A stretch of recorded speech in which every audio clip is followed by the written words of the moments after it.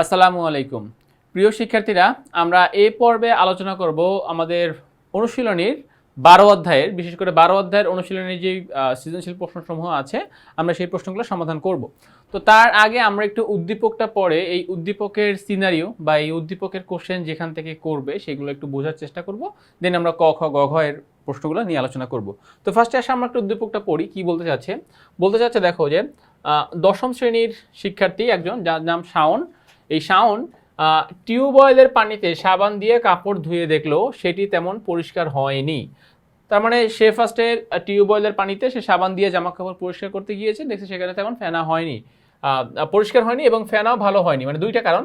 Number one, টিউবওয়েলের পানিতে সাবান ফেনা উৎপন্ন করতে পারে নাই, প্লাস কাপড়ের ময়লাকেও সে সেইভাবে দূর করতে পারে নাই। আচ্ছা, তার বন্ধু রিয়াদ, মানে শাওনের বন্ধু রিয়াদ কথাটি জানলে, শাওন তার বন্ধু রিয়াদকে কথাটি জানালে রিয়াদ তাকে ডিটারজেন্ট ব্যবহার করার পরামর্শ দেন। সো মানে শাওন বলছে যে আমার এই সমস্যা হচ্ছে, সে সাবানে ফেনা হচ্ছে না, জামা কাপড় ভালো পরিষ্কার হচ্ছে না। তো তখন রিয়াদ, তার বন্ধু রিয়াদ বলতেছে যে ঠিক আছে, তুমি তাহলে সাবান দিয়ে নয় বরং ডিটারজেন্ট দিয়ে জামা কাপড় পরিষ্কার করার চেষ্টা করো। ওকে, তো আমরা মোটামুটি উদ্দীপকটা বুঝছি, যেখানে সাবান এবং ডিটারজেন্ট রিলেটেড কাহিনী। আচ্ছা, এবার আসো কোশ্চেন, যে সাবান কি? আমরা এখন ধারাবাহিকভাবে প্রশ্নগুলোর অ্যান্সার যাব। সাবান কি? তো দেখো, সাবান হচ্ছে উচ্চতর ফ্যাটি অ্যাসিডের সোডিয়াম লবণ বা পটাশিয়াম লবণকে সাবান বলে। আর COO হতে পারে, আর CONও হতে পারে। তো এখানে নর্মালি আর বলতে বোঝানো হয় C17H35 এইটা। বাট আর বলতে যে শুধুমাত্র C17H35 বোঝায় এমনটা না, এটা কিন্তু একটা রেঞ্জ, 12 থেকে শুরু করে 18 পর্যন্ত একটা রেঞ্জ থাকে আর কি। আর এর রেঞ্জ অ্যালকাইল মূলকে কার্বন সংখ্যার রেঞ্জ, তো এটাকেই আমরা সাবান বলতে পারি। ওকে, সো আমরা আমাদের কয়ের প্রশ্নের অ্যান্সার আশা করি আমরা পেয়ে গেছি। আচ্ছা, এবারে যাচ্ছি আমরা সেকেন্ড প্রশ্নে। সেকেন্ড প্রশ্নটা হলো গ্লাস ক্লিনার কি, বা গ্লাস ক্লিনার কিভাবে কাজ করে, এই টাইপের কোশ্চেন। তো চলো এখন যাচ্ছি আমরা আমাদের সেকেন্ড যে প্রশ্ন আছে সেই প্রশ্নে আমাদের। ফাইন, তাহলে ফার্স্ট আসে সংজ্ঞা। দেখো, গ্লাস পরিষ্কার করার জন্য যেই পরিষ্কারক পদার্থ ব্যবহার করা হয়, যে পরিষ্কারক পদার্থ ব্যবহার করা হয় তাকে গ্লাস ক্লিনার বলে। এটা একদম একদম একদম সহজ একটা সংজ্ঞা, যে আমরা গ্লাসকে পরিষ্কার করার জন্য যে পরিষ্কারক পদার্থ, মানে কি যে পরিষ্কার করে, তাকে গ্লাস ক্লিনার বলে। এবার আসো গ্লাস ক্লিনার কিভাবে তৈরি হয়। তো ফার্স্টে আমরা যেটা করি, তোমরা মনে রাখবা যে গ্লাস ক্লিনারের মূল উপাদান কিন্তু অ্যামোনিয়া। মানে গ্লাস, যদি কোশ্চেন আসে যে গ্লাস ক্লিনারের মূল উপাদান কোনটি, অ্যান্সার হবে অ্যামোনিয়া। তাহলে অ্যামোনিয়াকে যখন আমরা পানির সাথে দ্রবীভূত করি তখন সেখানে উৎপন্ন হয় ammonium hydroxide, NH4OH, ammonium hydroxide. আচ্ছা, এবার এই অ্যামোনিয়াম হাইড্রোক্সাইডকে যখন আইসোপ্রোপাইল অ্যালকোহল, এই যে সংকেতটা তোমরা দেখতে পাচ্ছ না, এই যে দেখো আমি মার্ক করতেছি, এই সংকেতটাকে বলা হয় আইসোপ্রোপাইল অ্যালকোহল। যেহেতু ওএইচ মূলক আছে, ওএইচ মূলক থাকলে তাকে আমরা কি বলি? তাকে আমরা অ্যালকোহল বলি। সো এটাকে বলা হয় আইসোপ্রোপাইল অ্যালকোহল। তো এই অ্যামোনিয়াম হাইড্রোক্সাইডকে যখন আমরা আইসোপ্রোপাইল অ্যালকোহলের সাথে মিক্স করব, তখন এই মিক্সচারটাকে, মানে শুধুমাত্র একটাকে না, দুইটার সমন্বয়ে যে মিশ্রণটা তৈরি হয়েছে, এই মিশ্রণটাকে বলা হবে গ্লাস ক্লিনার। সো এখন তাহলে আশা করতেছি গ্লাস ক্লিনারের যে মূল যে উপাদানটা, এই মূল উপাদান সম্পর্কে তোমরা জানতে পেরেছো। নেক্সট দেখো, এখন এখানে এই কথাগুলোই বলেছে যে অ্যামোনিয়া গ্যাসকে পানিতে দ্রবীভূত করে আমরা যেটা তৈরি করি তার নাম হচ্ছে অ্যামোনিয়াম হাইড্রোক্সাইড। এই অ্যামোনিয়াম হাইড্রোক্সাইডের সাথে আইসোপ্রোপাইল অ্যালকোহল যদি মিশানো হয়, তখন সেই মিশ্রণটাকে গ্লাস ক্লিনার বলা হয়, বা মিশ্রণটাই গ্লাস ক্লিনার হয়। এটি কাচের গায়ে লেগে থাকা তেল, কোনটা? ওই যে মিশ্রণটা, আইসোপ্রোপাইল অ্যালকোহল এবং অ্যামোনিয়াম হাইড্রোক্সাইডের মিশ্রণটা, এই দুটার যে মিশ্রণ আমরা পেয়েছিলাম, সেই দুটার মিশ্রণ কি করতে পারে? তেল, চর্বি, গ্রিজের সাথে বিক্রিয়া করে কাচকে পরিষ্কার করে। এখন যেহেতু অ্যামোনিয়াম হাইড্রোক্সাইড একটা দুর্বল ক্ষার, এজন্য সে কাচের কোনো ক্ষতি করে না, মানে সে কাচের সাথে বিক্রিয়া করে না। বাট তুমি যদি এখানে অ্যামোনিয়াম হাইড্রোক্সাইডের পরিবর্তে সোডিয়াম হাইড্রোক্সাইড দাও, তখন সে আবার কাচের সাথে বিক্রিয়া করে সোডিয়াম সিলিকেট টাইপের যৌগ মানে তৈরি করে ফেলবে। এজন্য আমরা সাধারণত তীব্র ক্ষার নেই না, আমরা দুর্বল ক্ষার নিয়ে কাজ করি। গেল আমাদের সেকেন্ড প্রশ্ন। আচ্ছা, আমরা এবার যাচ্ছি আমাদের গ এর প্রশ্নে। গ এর প্রশ্নে কি বলেছে দেখো, শাওন প্রথমে যে পদার্থ দিয়ে কাপড় পরিষ্কার করার চেষ্টা করেছিল তার পরিষ্কারক কৌশল বর্ণনা করো। অর্থাৎ শাওন ফার্স্টে কি ব্যবহার করেছে? শাওন ফার্স্টে সাবান ব্যবহার করেছে। এই যে এখানে বলতেছে যে শাওন শুরুতে সাবান দিয়েই মানে এগুলো পরিষ্কার করার চেষ্টা করছিল আর কি। তো যেহেতু শাওন ফার্স্টে সাবান দিয়ে পরিষ্কার করার চেষ্টা করেছে, তার মানে সাবান কিভাবে আসলে কাপড় চোপড় থেকে ময়লাটাকে দূর করে, এইটাই এখন আমাদেরকে এইখানে ব্যাখ্যা করতে হবে গ নাম্বার প্রশ্নে। তো চলো আমরা এখন গ নাম্বার প্রশ্নে চলে যাই। এবারে আসো, আমি কিন্তু তোমাদেরকে এই প্রশ্নের একদম টু দ্য পয়েন্ট ভেঙে ভেঙে ব্যাখ্যা করে করে সমস্ত কিছু বুঝিয়ে দিচ্ছি। তাহলে ফার্স্টে আমরা নর্মাল সাবান বলতে যে এই বস্তুর সংকেতকে বুঝি, সেই সংকেত হচ্ছে C17H35CAA, সোডিয়াম স্টিয়ারেট বলা হয় এটাকে। এখানে সোডিয়ামের জায়গায় পটাশিয়াম হতে পারে। আচ্ছা, এবার এই যে C17H35 এই সম্পূর্ণ অংশটাকে আমরা দুইটা অংশে ভাগ করব। একটা হচ্ছে CAA অংশ, আর একটা হবে C17H35 অংশ। এখন এই দুইটা অংশের স্পেসিফিক আলাদা আলাদাভাবে সংজ্ঞায়িত করা যায়। নাম্বার 1, এটা কি হবে বলতো? এই যে C17H35 এটাকে বলা হয় অপোলার অংশ, প্লাস এটার আরেকটা পরিচিতি, এটা হচ্ছে হাইড্রোফোবিক, অথবা তুমি যদি আরেকটা সুন্দর ভাষায়, মানে আমরা যেই ভাষাটা চিনি সেটা হচ্ছে পানি বিকর্ষী। তাহলে C17H35 এর তিনটা কোয়ালিটি আমি জানলাম, অপোলার, হাইড্রোফোবিক, পানি বিকর্ষী। মূলত হাইড্রোফোবিক আর পানি বিকর্ষী সেম কথা, একটাকে তুমি কেমিস্ট্রি ভাষায় বলতে পারো হাইড্রোফোবিক, আর পানি বিকর্ষী মানে আমরা নর্মাল ভাষায় বুঝি যে সে পানিকে বিকর্ষণ করতেছে, সে পানিকে তাই সে চাচ্ছে না আর কি। আচ্ছা, আর CAA এরও আবার এই অপোজিট তিনটে শর্ত। অপোলারের বিপরীত কি? পোলার। হাইড্রোফোবিকের বিপরীত হচ্ছে হাইড্রোফিলিক, আর পানি বিকর্ষীর বিপরীত হচ্ছে পানি আকর্ষী। তাহলে আমরা এখন এই পৃথক পৃথকভাবে যে তিনটা শর্ত, অপোলার, হাইড্রোফোবিক, পানি বিকর্ষী, পোলার, হাইড্রোফিলিক, পানি আকর্ষী, দুইটা সম্পর্কে ধারণা পেলাম। আচ্ছা, এবার একটু খেয়াল করো সম্পূর্ণ যে সাবানের অংশটুকু আছে, এই সাবানের অংশটুকুকে দেখো আমরা এভাবে চিন্তা করতে পারি যে এই যে দেখো একটা একটা একটা একটা একটা গোল, এটাকে আমরা মাথা বলছি। এই মাথা কোনটা? এই মাথা হচ্ছে পোলার অংশ, আর এই যে লেজের মতো দেখতে পাচ্ছ, লেজ হচ্ছে কোনটা? অপোলার অংশ। এখন এই যে একটু আগে আমরা বললাম যে C17H35 এটাকে আমরা বলতেছি অপোলার। অপোলার মানে কি? যার মধ্যে প্লাস মাইনাস সৃষ্টি হয় না। দেখো এখানে কোনো প্লাস মাইনাস নাই, বাট CAA এটাকে তো আমরা পোলার হিসেবে চিহ্নিত করছি। সো এটাকে যেহেতু আমরা পোলার হিসেবে চিহ্নিত করছি, তাহলে এর সোডিয়াম প্রান্ত হবে পজিটিভ আর CAA প্রান্ত হবে নেগেটিভ। জাস্ট নেগেটিভ পজিটিভ চিন্তা করো। পোলার মানেই তো তোমরা জানো যে পজিটিভ নেগেটিভ সৃষ্টি হবে। সো সাবানের এই অংশের সোডিয়াম হবে পজিটিভ আর CAA অংশটা হচ্ছে নেগেটিভ। তাহলে আমরা এখানে কিন্তু একটা পজিটিভ নেগেটিভ একটা পোলারিটি বা একটা পোলার যে কথাটা মানে মূল সার্থকতা, সেটা আমরা এখানে দেখতে পাচ্ছি। এবং পুরো সাবানটাকে আমরা দুইটা অংশে ভাগ করলাম, মাথা অংশটাকে বলা হচ্ছে পোলার এবং লেজের অংশটাকে বলা হচ্ছে অপোলার। আচ্ছা, এবারে আসো পানির কাছে। সাবান দিয়ে যদি জামা কাপড় পরিষ্কার করতে চাই আমরা, তখন কি দরকার? পানি দরকার। যতই তুমি সাবান মাখো না কেন, শুকনো জামা কাপড়ে কোনোদিন জামা কাপড় পরিষ্কার হবে না উইদাউট ওয়াটার। আচ্ছা, তো এবার পানিতে আমরা যেটা জানি যে পানির এই 2 ডেল্টা মাইনাস, তার মানে কি? পানিতে কি হচ্ছে? অক্সিজেন প্রান্ত ঋণাত্মক আর হাইড্রোজেন প্রান্ত ধনাত্মক। তাহলে আমরা পানিকে কি যৌগ বলতে পারি? পানিকে আমরা পোলার যৌগ বলতে পারি। ওকে, গেল এটা। এবারে আসো,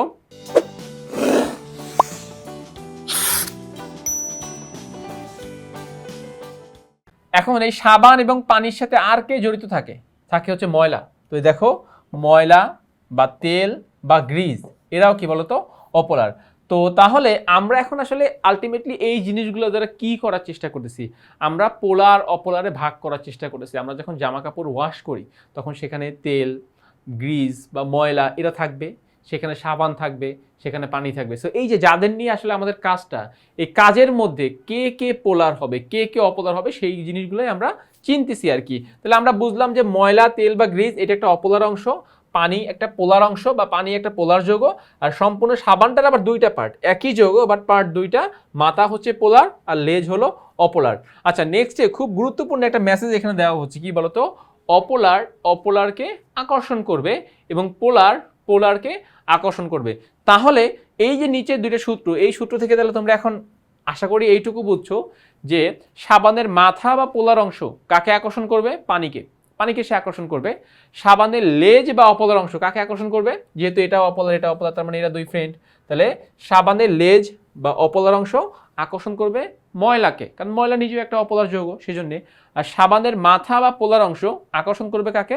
আকর্ষণ করবে পানিকে। সো আমরা এইটুকু কাজ আমরা বুঝতে পেরেছি।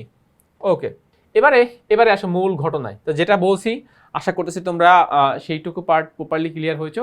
এবারে যা সম্পর্কটা আমাদেরকে দেখাতে হবে, সম্পর্ক দেখো, খেয়াল করো। এই যে ধরো ময়লা, এই যে ময়লাটা মাঝখানে আছে, এই ময়লার দেখো আমি চারদিক থেকে চারটা সাবানের অণু আঁকার চেষ্টা করছি। এই হচ্ছে মাথা, আর এই যে পেঁচানো হচ্ছে লেজ, মাথা পেঁচানো লেজ, মাথা পেঁচানো লেজ, মাথা পেঁচানো লেজ।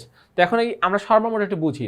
পেঁচানো লেজকে আমরা একটু আগে বলছিলাম অপোলার, আর ময়লা অপোলার। সো এই যে অপোলার অংশকে আকর্ষণ করবে। আকর্ষণ করলে কি করে এরা পরস্পরের কাছাকাছি থাকে। তো দেখো এখানে দেখো সবগুলো লেজের সাথে কিন্তু আমার এই অপোলার অংশের একটা বন্ডিং রয়েছে, তো এরা কাছাকাছি আছে। আর পানি এবং সাবানের মাথার সাথে একটা সম্পর্ক হবে সেটা বলছিলাম। তো এখানে আসো সম্পর্কটা কিরকম হচ্ছে দেখো, এখানে আমরা যদি দেখাই সি ডাবল ও মাইনাস, এই যে দেখো C double O minus negative, তাহলে এই নেগেটিভ কাকে আকর্ষণ করে? পজিটিভকে। তাহলে দেখো পানির যে পজিটিভ প্রান্ত হাইড্রোজেন প্রান্ত, তাহলে হাইড্রোজেন প্রান্তগুলো কার কাছাকাছি চলে আসতেছে? সি ডাবল ও মাইনাসের কাছে, কারণ কি এখানে নেগেটিভ পজিটিভ একটা আকর্ষণ বল কাজ করতেছে। আবার পানির নেগেটিভকে অক্সিজেন, আর এই সাবানের পোলার অংশের পজিটিভকে সোডিয়াম, তার মানে সোডিয়াম থাকবে অক্সিজেনের কাছাকাছি পজিটিভ নেগেটিভ আকর্ষণ বল, আর সি ডাবল ও মাইনাস থাকবে হাইড্রোজেন প্রান্তের কাছাকাছি, এইটা এখানেও জাস্ট পজিটিভ নেগেটিভ একটা আকর্ষণ বল কাজ করবে। এবং সবগুলো চিত্রে সেম কাজটা করা হয়েছে, সি ডাবল ও মাইনাস আকর্ষণ করবে পানির হাইড্রোজেন প্লাসকে, আর পানির অক্সিজেন মাইনাস আকর্ষণ করবে সাবানের সোডিয়াম প্লাসকে। আচ্ছা, এখানের ইম্পর্টেন্ট মেসেজ কি দেখো, এখানের ইম্পর্টেন্ট মেসেজ হচ্ছে এইটা, সাবানের পোলার অংশ ও পানি এই অংশে ফেনা উৎপন্ন হয়, মানে এই জায়গার যে বিক্রিয়াটা হবে পোলারের সাথে পোলারের, এই পোলারের সাথে পোলারের বিক্রিয়ায় কি হবে? ফেনাটা তৈরি হবে। এখানেও জাস্ট ফেনা তৈরি হবে, এখানেও জাস্ট ফেনা তৈরি হবে, এখানেও জাস্ট ফেনা তৈরি হবে। তাহলে দেখো ব্যাপারটা যে ফেনা যত ভালো তৈরি করতে তুমি পারবা তত কিন্তু তোমার এই অপোলার পার্টের বিক্রিয়াটা ভালো হবে। আমরা নর্মালি ছোটবেলায় এটা তো শিখছি যে কাপড়ে প্রচুর ফেনা, তার মানে কাপড় পরিষ্কার হয়ে গেছে, এটা কিন্তু মিথ্যা নয়। কাপড়ে ফেনা থাকলে কাপড় পরিষ্কার হয়, বাট অনেক সময় দাগ উঠে না, আসলে কোনো একটা দাগ সে ফেনা হলেও না উঠতে পারে।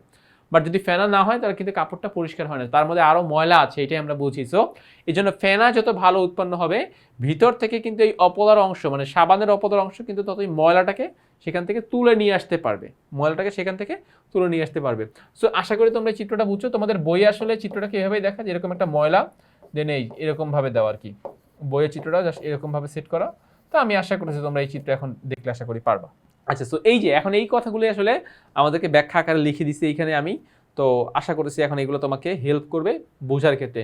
মূল ব্যাপারটা কিন্তু এই চিত্রের মধ্যেই প্রেজেন্ট করা হয়েছে, মূল চিত্র আর কি, মূল চিত্র। তো এই মূল চিত্রটা বুঝতে পারলে তোমাদের এখান থেকে আর তেমন কোনো সমস্যা থাকবে না। ওকে, সো আমরা এবার যাবো আমাদের ঘয়ের প্রশ্নে। ঘয়ের প্রশ্নে কি বলেছে দেখো, ঘয়ের প্রশ্নে যাচ্ছি যে রিয়াদ কাপড় পরিষ্কার করার জন্য শাওনকে যে পরিষ্কারক সামগ্রীর পরামর্শ দিয়েছিল সেটি কার্যকর হওয়ার কারণ যুক্তিসহ ব্যাখ্যা করো। মানে রিয়াদ বললো তো তুমি সাবান ব্যবহার না করে তুমি ডিটারজেন্ট ব্যবহার করো কলের পানিতে। এখন সাবান ব্যবহার করার ফলে সে তো ফেনা উৎপন্ন করতে পারে নাই, ডিটারজেন্ট ব্যবহার করার ফলে সে তো ফেনা উৎপন্ন করতে পারছে। এখন সাবান এবং ডিটারজেন্টের মধ্যে আসলে আলটিমেট ডিফারেন্সটা কী ছিল? যেখানে সাবান অপারগ হয়েছে বা সাবান ফেনা উৎপন্নই করতে পারে নাই, বা ডিটারজেন্ট সেখানে গিয়ে ফেনা উৎপন্ন করতে পেরেছে। এই পয়েন্টগুলো আসলে আমাকে ঘয়ের প্রশ্নে তুলে ধরতে হবে আর কি। আচ্ছা, তো আমি এখন যাচ্ছি আমাদের ঘয়ের প্রশ্নে। দেখো ঘয়ের প্রশ্নে কি বলেছে।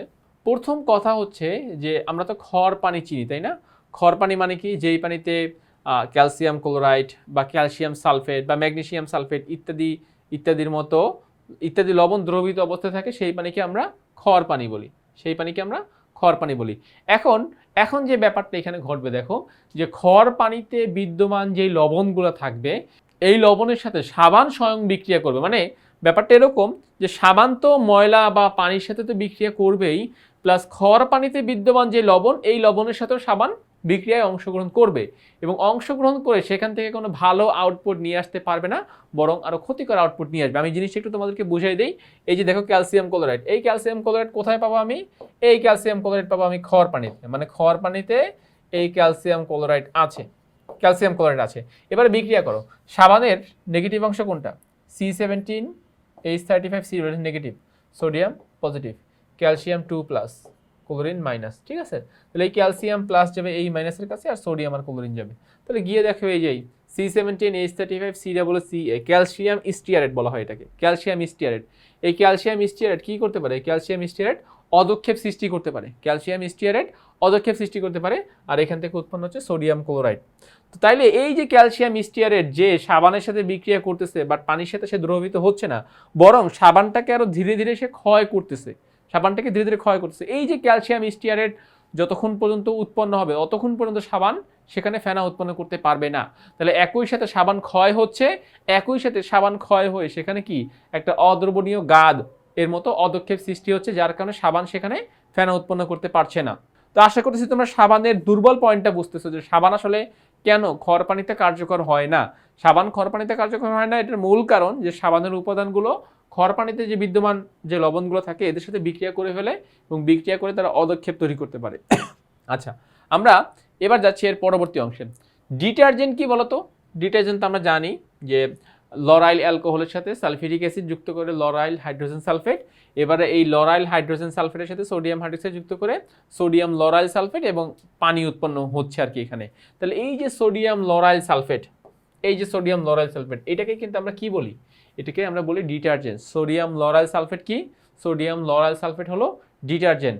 এখন এই সোডিয়াম লরাইল সালফেট কি করে না বলতো? সোডিয়াম লরাইল সালফেট এই যে খর পানিতে যে লবণগুলো থাকে, খর পানিতে কোন কোন লবণ থাকে?